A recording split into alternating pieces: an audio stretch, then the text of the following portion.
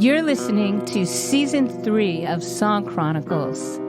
And in today's episode, my guest is Billy Valentine, who recorded a wonderful new record, Billy Valentine and the Universal Truth. It's the first release for the relaunch of Flying Dutchman Records.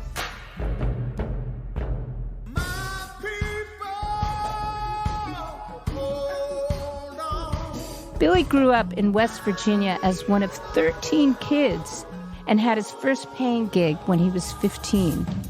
He shares stories from his long career, like being part of the original road company of The Wiz, forming the Valentine Brothers with his brother John, recording demos for Burt Bacharach and Hal David, and singing on soundtracks of shows like Boston Legal. Songs he wrote with his writing partners Bob Thiel Jr. and Phil Roy were recorded by artists like the Neville Brothers, Pops and Mavis Staples, and Bonnie Raitt. In this episode, we talk about what it was like to have his hero, Ray Charles, record a song he wrote, the importance of protest music, and feeling comfortable in your own skin as an artist. Please welcome Billy Valentine. It's great to see you. Oh, it's good to be with you. I am very grateful you sent me your new record. I was just blown away. It was such a pleasure. It sounded like you did a lot of it live. Did you record it live? Yeah, the basic tracks were done over at East West Ocean Way over there. Yes, where the Beach Boys were. Yeah. So Bob Thiel Jr. had an idea about reviving his father's label from the 60s called Flying Dutchman. And he recorded Gil-Scott Heron, Leon Thomas. He even done a record, a spoken word on Angela Davis, and a lot of protest songs. Quite honestly, recording this record during the pandemic and the George Floyd thing felt like we were back in the 60s and all of that. So it was a very dark period when we did the record. But we did it over there. We did it during the pandemic. And fortunately, we were able to get these wonderful musicians, Larry Golding and Pino Palladino, just a bunch of great guys together. Fantastic. All of the songs we like to think speaks to truth. Like the first song, it is called We the People Who Are Darker Than Blue. It's Curtis Mayfield wrote this song, and it was out in the 60s. And it spoke to me, it spoke to Bob as well. So we thought we'd record it. We people who are darker than blue, are we gonna stand around this town and let what others say come true? We're just good for nothing, they all figure. A boy has grown up, shiftless jigger. Now we can't hardly stand for that. That along with several other tunes that have been recorded on the Flying Dutchman label. Gil-Scott Heron's Home Is Where the Hatred Is, which is a song about a junkie who can't kick the habit. I left 3 days ago, but no one seems to know I'm gone. Home is where the hatred is. Then there's Eddie Kendrick's tune called My People. Yeah, I wanted to ask, in your version of them, the way that you delivered them, you owned it so much that I thought that they were your tunes. Thank you. I like to feel that way. I think that, I was a huge Ray Charles fan, and that's who I studied. I feel like I studied under Ray, because I always loved the way he made a song his own. Once he put his stamp on it, it was his song. And I think I'm at a time in my life where I'm starting to feel good about myself. It takes a long time to get to that point where you're really confident and really feel secure within your own skin. And I'm feeling that more and more all the time, especially with these songs. I was able to inject myself into them. And they were so heartbreakingly sad songs that once we were done with the project, I put the record down and I could not touch it. I didn't pick it up for like eight or 9 months. And the only reason I did them was because Bob had decided it's time to go perform it, go do some of these songs live.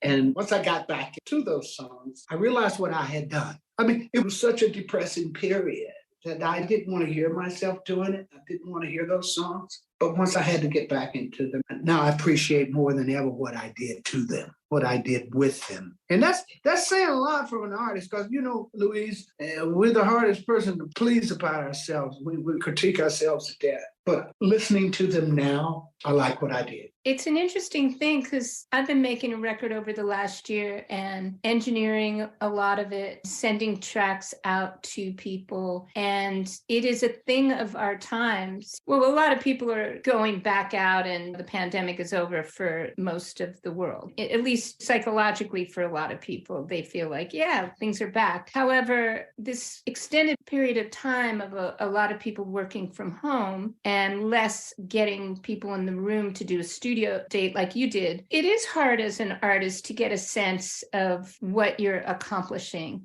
The fact that you went to perform it, oftentimes it becomes so much more fluid. Like, I didn't know the song then. Now I know the song.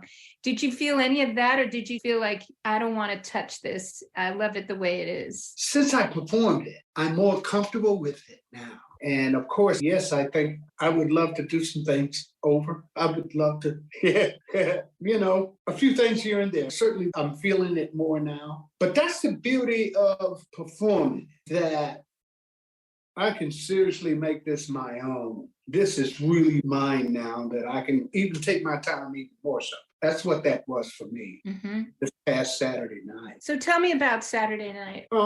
I had never heard of Nichols Canyon, the whole venue set up or anything.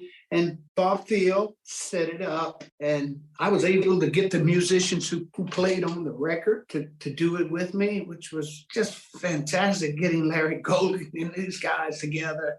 So I get there on Friday for a rehearsal, and everything just immediately gelled. These guys came, and it felt improvisation. It was just so cool and laid back. And after I had left that rehearsal on Friday, I felt very confident about coming into this thing on Saturday night. But what I didn't know was that what a fantastic crowd. What a fantastic setup. What is the venue? Well, the venue is this gentleman, his name is Peter Hastings, and his place is called Nichols Canyon Music. You can pull it up on Instagram or something like that. What you saw was coming from that. Apparently he's been doing these concerts for years. He said he doesn't do them that often anymore. He just does the ones he wants to do. And after visiting the website, I found how eclectic the groups were that were working there. It could be a string quartet, it could be anything, you know. It was just amazing, and it's pretty hip.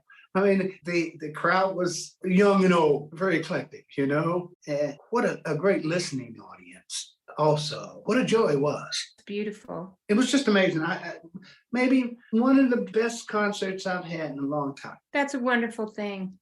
It's a wonderful feeling to feel like you can connect with an audience, and you've been doing this so long and you've been performing so long. It must have felt amazing to do these songs and your record for an intimate crowd. It was especially cool because I only had 8 songs to do originally. It's an 8-song record. I added a couple of things like a Change Is Gonna Come because I felt that worked within the mix of the songs that we were doing. And I'm from West Virginia originally anyway.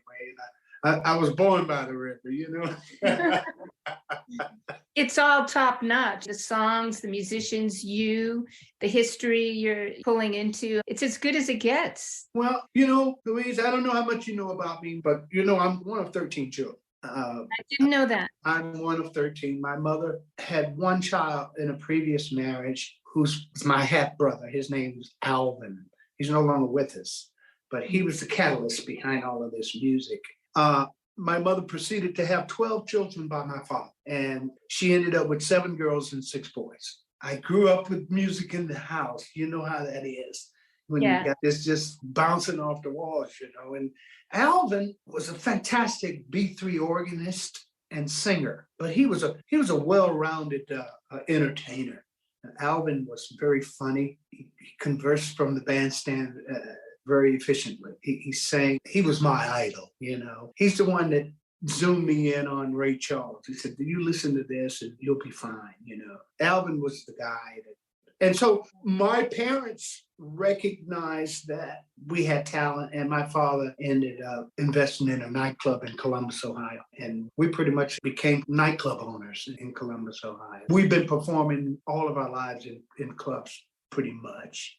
I started at 15. That's an extraordinary gift from your parents. That is something to empower you all like that. Well, I think my dad really wanted me to go to college, but he saw that I was not, that I was going in that direction of the music, and he had to go with it because he saw the potential. He saw how the other club owners were asking us to work at their clubs, and he got wise to what was going on. My dad was pretty smart. He started out as a coal miner, but he got smart even then and bought him a truck and started hauling the coal. So he was very, very upwardly mobile. Exactly. Thank you. But that's pretty much my life. Out of 13, there's still 11 of us still around. What was the professional name that Alvin performed under? Alvin Valentine. So you all used Valentine. We all use Valentine, and I'll tell you, my parents' side of the family are Valentines. Her maiden name is Mabel Valentine.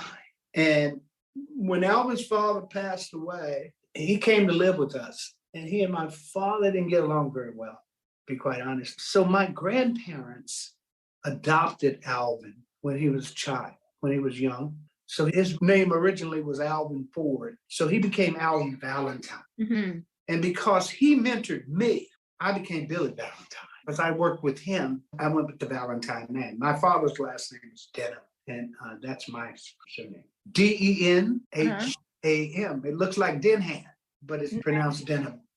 Yeah. Sounds like the jeans. Yes. Yeah. So what about your brother John? You were in a band with him and you made 4 albums? We did 4 albums, the most successful being the Money's Too Tight album, which was called the Valentine Brothers First Take. And we did all of our vocals in the first take. But then we tried to beat them and we couldn't beat them. So we ended up naming the album First Take. And Money's Too Tight came off of that album. That was actually our second album. Mm-hmm. and our most successful because it was done on an independent label, and it went over to England as an import. And then there was this young man spinning that record up in Manchester, England, and his name was Mick Hucknall, and he had aspirations of doing a record. That was one of the first songs he recorded in 1986. Simply Red. Mm-hmm. And it became a #1 record for them all over Europe. That's amazing. And I remember that record. I remember Simply Red's version of it. I thought they'd written it. This is a really cool song. Well, that came out of some real stuff because John and I had been, we were both in the Whiz, the national touring company of the Whiz. For 3 years, right? 3 years. And it started here in LA. So it ended in 79. Mm-hmm. And that's when we started writing for this album. And the first song was, I've been laid off from work. My rent is due. My kids all need brand new shoes. So that became the catalyst, having just been laid off from the Whiz, it came out of a real place. And it became a pretty cool anthem for us because they used that during Bill Clinton's run up to the presidency. Really? Democratic DNC. Democratic National Committee used that as a sort of a theme thing, Interesting. And so you were singing a lot of Luther Vandross songs in the Whiz, right? Luther wrote the Rejoicing song, the big number after they do away with the Wicked Witch of the West, and Can You Feel a Brand New Day was Luther's song. And, that was his contribution to the show. I see. And then you did the theme for Boston Legal as well with the young-looking James Spader. Yeah, nobody ever knew who I was because I didn't get no credit for that. And I wasn't really, that didn't mean a lot to me at that time. So Danny Lux, who was the music guy on that show, called me and said, hey man, you want to come out and give this song a try that I'm doing for a new series? And maybe, I think you can land this one. And so I went out there and he had a guitar lick on there. And he said, maybe you can kind of mess around with that. And so what I did was sort of like a George Benson thing. I just went, oh, oh, oh, oh, oh, oh, oh, and did some ad libs under that. Oh, oh, oh, oh, oh, oh. All right now, come on, y'all. Kind of stuff like that. Yeah. And they loved it. So they actually had me work every episode. I became like that little background thing when they break for commercial, when they come back in from commercial and stuff like that. Great experience. Yeah.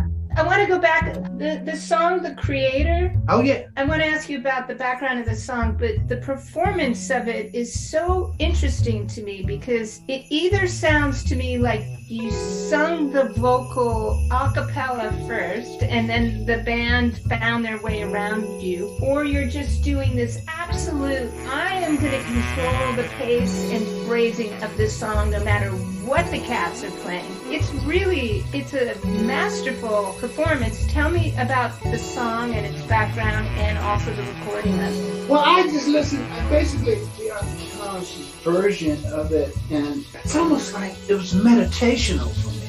It was like an out-of-body experience. It felt right at home. I could take all the time I wanted with this and really just let myself go and be me. And the guys they meld with me just like they did on live performance, I guess it was quite a while after I recorded The Creator that I found myself, wow, that made me really feel good about what we were doing. When peace was on the earth and joy and happiness did reign, and each man knew his worth. In my heart, how I yearn for that spirit's return, and I cry as time flies. That was Larry and Pino? That was Larry and Pino, yeah. Now, Bob Field Jr. took The Creator, he took a few of these songs to New York, Louise, and he put some other people on it. And there's a couple of ladies, I wasn't even there for this overdubbing of bass. There's an Asian lady.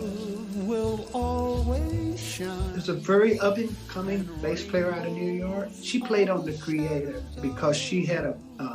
It wasn't Pino playing bass on that. Pino might have did the original track, but Bob had some other people overdub. I can't tell you exactly everything that what went down in New York, but there's a baritone saxophone player on one of the tunes also. That's a female too, a baritone sax player. Mm-hmm. So I haven't got my cover with all the credits on it, but it's all there. Bob can set you straight. He took this stuff to New York, and I was amazed at what he did because it really put everything right in pocket. He's got that gene like his father, just like you and your mother. I'm telling you, the guy's got ears, man. He's got ears that are huge. Well, thank you. And yes, he does. And God bless him for doing this for your record. We go back 35, 40 years. Bob and I have written songs together too. The Neville Brothers cut about 4 or 5 of our songs. Mm-hmm. Ray Charles did a cover of one of our songs. Your hero. Yeah, my hero. I gotta tell you, that was a shocker. I actually helped on that record, and I never met Ray, and I didn't have to meet Ray. I felt like I already knew Ray because I'd studied Ray so much. And sometimes it's best you don't meet your heroes. You know what I mean? Because that record was produced by Richard Perry. It was done in the studio and at that time, which was like the early 90s. And Ray was recording all of his vocals at home. And then they would send the tapes back to the recording studio. But I helped put the background vocals on that song. The name of the song, it was called My World. And it became the title of his album, Ray Charles, My World. And I just couldn't believe that happened to me. I still can't believe that happened. You get those pinch me moments.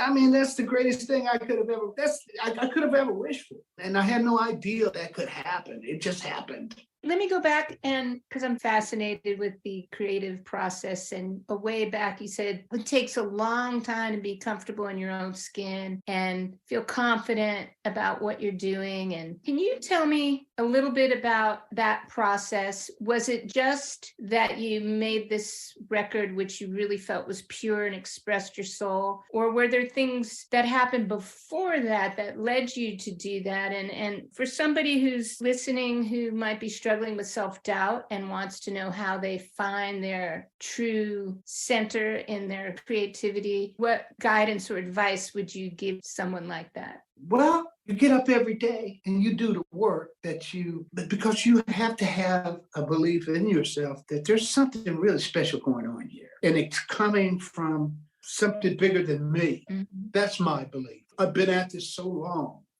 and I've always done the work, and it's always been worth every moment that I have put into it, because every time I've done off an adventure, whether it be even my many years of demo singing, they were filled with little messages that I was supposed to just keep on keeping on. You know, you just keep doing the work. So going into this, it's just at that part of the journey where I found myself. I found that I could do this on my own terms and do this. This is the Billy Valentine way, right? And if that answered your question, I hope so. Yeah, doing it every day. The whole thing about it's bigger than you is really important. And I love the mantra, there's something special going on. Something's going on here. I mean, if you're not famous and I'm not famous, you got to be doing something special to have a career at my age in this world today. You know what I mean? Something tells me that I'm still doing it because my work is not done yet. And you're an ageless man. It's hard to put an age on you. I don't even know your age. You know, I think music keeps musicians going. And I know sometimes if I tune into Netflix, I'm ready to go to sleep. If I'm doing music, I could be up all night. There is an energizing when you're part of creating and self-expression and speaking your mind. And you definitely look like someone who is benefiting from all of those endeavors. I do believe I am. I always think my heart is young. I have a young heart.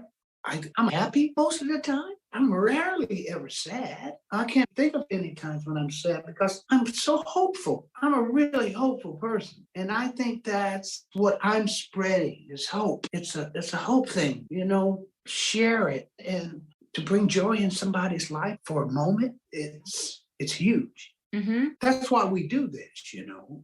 We love what we do. To see somebody light up like that. Yeah, it is a gift. It's a gift. And I don't ever forget that. Yeah, we can never forget that it is a gift. And there is that thing, you got to use it, not to lose it. Right. You can lose it if you don't use it. Mm-hmm. Yeah. I saw that you were profoundly influenced also, aside from Alvin and Ray Charles, but you were also influenced by Otis Redding, Nat King Cole, and Carmen McRae. Can you tell me the first time you heard Carmen McRae and what your favorite record was and why that affected you? Well, I got to hang out with Carmen. My first wife and Carmen were very good friends. So I got to spend some real time with her at her home, attended a few parties with her at her home. I even went down to Concerts by the Sea with her a couple of times to hear her. And, you know, she was the ultimate phraser as far as I'm concerned in terms of the female Sinatra's, the male guy. Carmen was just fantastic. I also saw Otis when I was 15. Alvin took me to see Otis Redding in Columbus, Ohio. And it was in a ballroom. And you could only get 600 people in there. And this was even before the Barcades. He had his other band, which was a fabulous band too. And that really opened my eyes there. The Barcades? Yeah, the Barcades eventually became Otis's band. And they went down in the plane with Otis in Wisconsin. But I saw the other band that was there before the Barcades became his band. I mean, this was in 64, 65. And he was well on his way to becoming a millionaire. He had not become a millionaire just yet. But he was well on his way. And that was a big deal back then. I mean, he had bought this plane because he was making these short hops, man. And if he had a plane, that's how it all came about. Him flying in the dead of winter across the Great Lakes of Wisconsin, and it went down over there. But I saw him in Columbus, and it was like a hurricane, baby. It was like it was a freight train running down the track, and he came on, and it was 45 minutes to an hour of pure soul. Like you never heard before. At 15, that was something. That was adult music. That's exciting. Yeah. And Nat King Cole?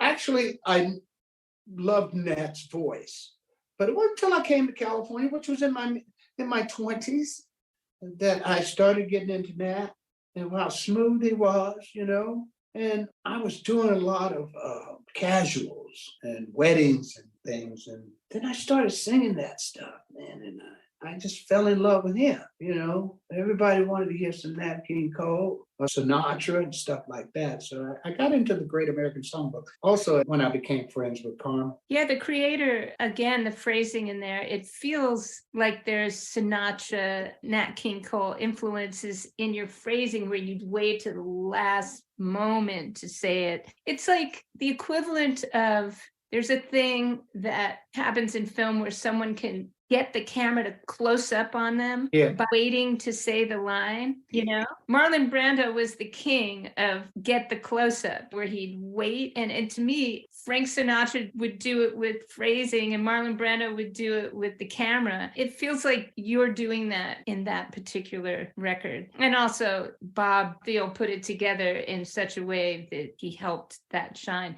And that's also fun, the connection with Bob, with Nat King Cole and What a Wonderful World, and his dad writing that song. And that song was a sleeper song. It was on a soundtrack or something, and then suddenly it was a classic. It's amazing. Good Morning Vietnam. Was that the one? Good Morning Vietnam, yeah, with Robin Williams. So tell me what it was like growing up in a house with 13 kids. It was West Virginia. Like, what was your house like? What was the environment? That's a lot of kids running around. And, where'd you all sleep?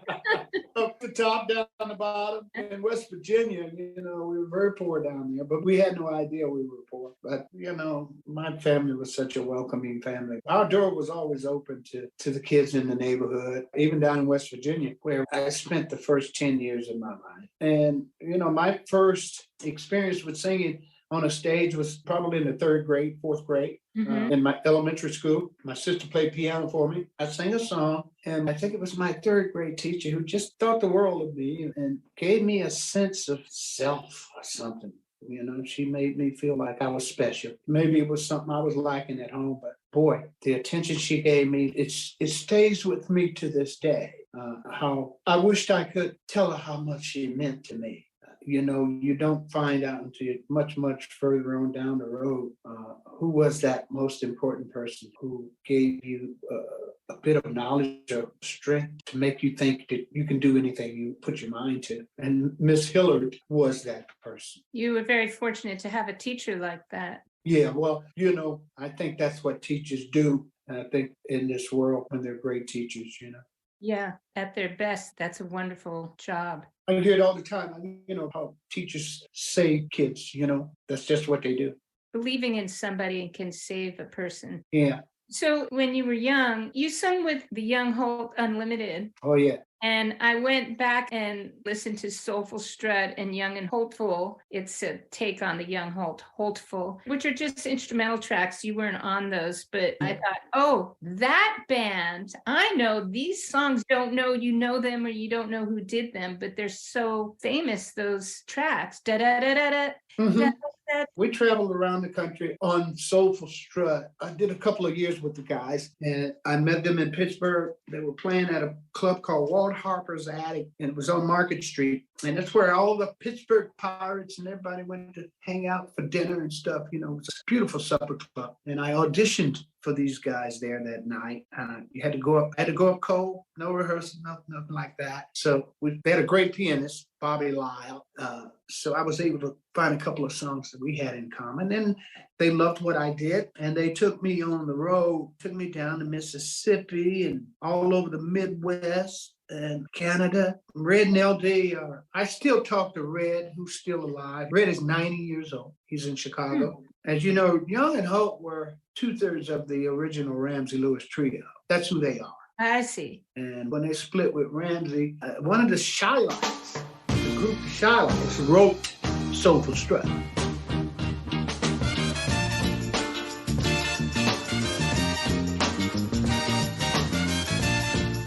Marshall something like that. Anyway, they wrote that, and that was Red and LD's hit coming off of Ramsey Lewis's trio.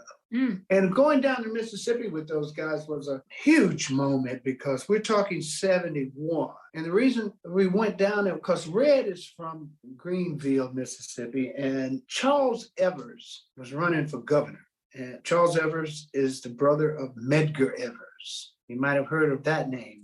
He has a place in history. He was murdered down there in Mississippi back in the day, you know, when we went down to Jackson to play at his inaugural ball in 71.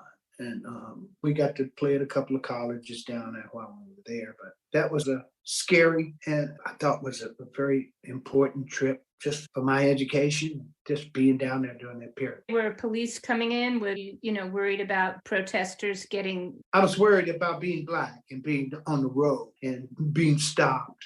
Here was 3-4 Black guys in a van, people were going to the polls and they were coming up missing. You understand? Anything could happen down there during that time. First time I ever saw cotton.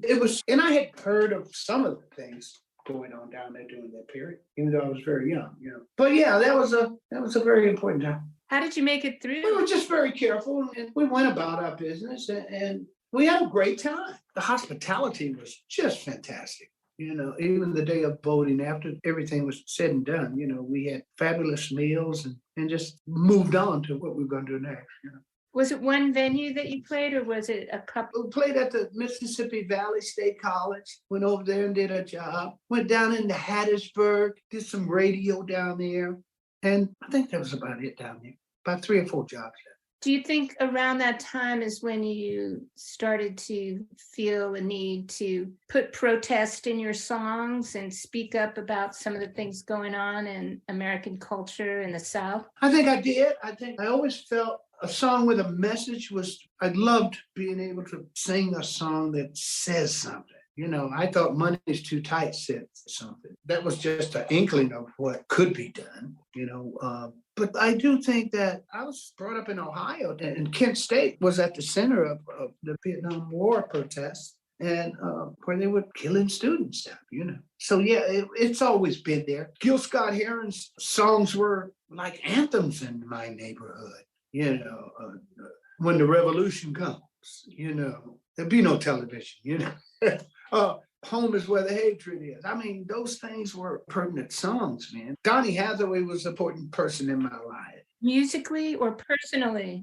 I opened a show for Donny. I wasn't a friend, but I was a big time fan of Donny's.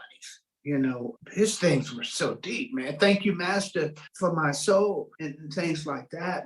That was like getting into the church thing that was so relevant. You could speak to truth, Yeah, everything is everything. Yeah, so tell me about the title of the album. Billy Valentine and the Universal Truth. Well, I thought it fit with what we were doing, what we were saying. Of course, that was another wonderful idea that Bob Thiel came up with, and I went with it. It speaks to what we're talking about.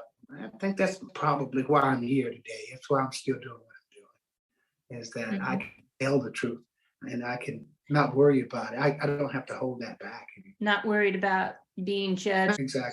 So I just want to ask you, it's a little footnote, but you had a voice character in Robert Townsend's film, The Five Heartbeats. Yeah, Eddie King. Yeah. Did you work with Robert Townsend? Yes, Robert Townsend found out about me through John McClane, who was an A&R guy over at A&M Records, where John and myself, my brother John and I had done a record over there. And Robert was looking for talent. He was looking for guys to do this whole kind of a temptation thing, you know. Mm-hmm. It was based on a group like the Temps, because every guy in there could sing, you know, every guy in the Temptations could sing. But he needed a character like a David Ruffin type. And for some reason, he knew I was the guy, because there was some really fine singers at that audition. Everybody that was in LA, I thought might have auditioned for that piece. And I got it. And it was a fun, because we were working in the studio as they were filming, and we would send these cuts down when they needed it for the next scene. Were they working in the soundstage at A&M Studios? No, they were downtown at a theater down there near the 3rd Street Market.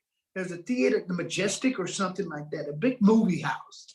Mm-hmm. And that's where they shot that scene where he slides in and holding that note, and they're on stage waiting for him. He comes in late. Well, they shot a lot of stuff down there, and they would shoot these tracks down there. We were cutting them over on Sunset over there with Steve Tyrell at his studio. Mm-hmm. And Steve was a producer on that soundtrack. Is that how you met Steve? Because I know you and my dad and Steve did a lot of demos together, right? That's how I got to know Steve. Yeah. But yeah, that was how I got to know Steve. I had done some other stuff over there with Cynthia Weil and Barry over there. But when I got to 5 Heartbeats, I got to know Steve a lot better, you know. Because, you know, the guys that were singing with me were the guys that went out on tour with Michael Jackson. It was all those background singers he had. Their voices was as good as those guys at the Temptations. They were fantastic. That's great. So I know my dad worked with you a lot, and I know you were one of his favorite go-tos when he'd write a song and wanted a male vocalist on it. And you worked with Burt Bacharach and Hal David on things? Yeah, I worked with Hal on occasion with Albert, but I did a lot of stuff with Burt and my good friend Tony O'Kay. And, you know, your dad, wow. I was becoming a very popular demo singer. I was singing for everybody. I was singing for a lot of Warner Chappell people, famous music people, and, you know, Elmo Irvin, everybody. And every now and then I got on with Jerry, would go over to Ted Perlman's house. And I mean, Jerry worked me a lot. I mean, I did a lot of songs for him, and it was opening my head up to a lot of different things. That's what it was. Elysian Fields was one of them, I recall. Oh, yeah, which you recorded on his Backroom Blood record. Yeah. Yeah.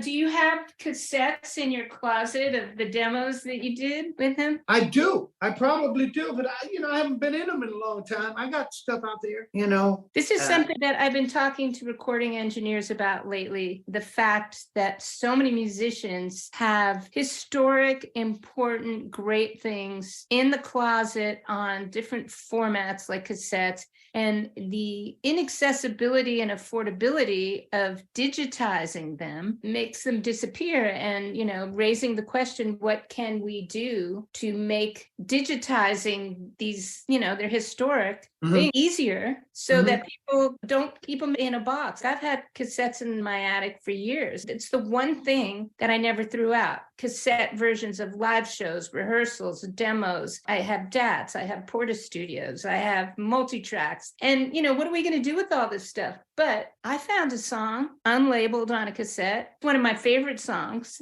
You know, it only existed on that cassette. I forgot I wrote it. And I found it just by getting a cassette machine and being curious. So I bet there's an album of ideas and songs that are hiding in that box somewhere.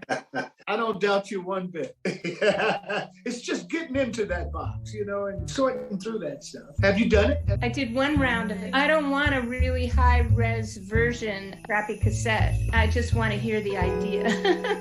I hate to break the stop. I'm having such a good time. But I've got some tree people out there waiting for me to pay them. I understand. Well, it's been great. Tree trimmers, you know. Yeah, they did a nice job on my backyard. I got to go pay them off. We did great. Thank you, Louisa. You're a friend of mine. Thank you, Billy, for sharing your heart and your stories. Join us next time for an interview with Dave Davies. He's the co-founder and lead guitarist for the Kinks, regarded as one of the most influential English rock bands, inspiring countless other bands. Listeners may recognize this riff. I'm thrilled to talk with Dave about his wonderful autobiography and the album that goes with it, which are both called Living on a Thin Line, and to hear the story behind the song 21st Century, which he wrote with my dad in an LA coffee shop. Dave is an absolute legend who has seen it all from the heyday of rock and roll, and our conversation is not to be missed.